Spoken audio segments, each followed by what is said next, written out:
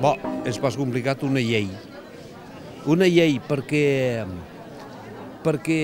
aquesta França, sent francesos, evidentment, per força, sent francesos, però caldria que la França s'avisés una vegada o l'altra que és França perquè s'ha apoderat de pobles que no són francesos. Pobles que han lluitat per la França, que sigui a les guerres napoleonianes, que sigui la guerra de 14, la guerra de 40, però se senten francesos, però existeixen, tenen una llengua, tenen un territori, existeixen.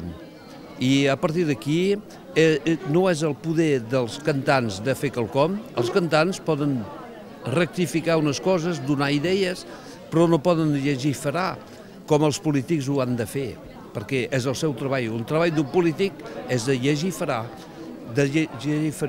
i de fer passar una llei per defensar les llengües minoritàries.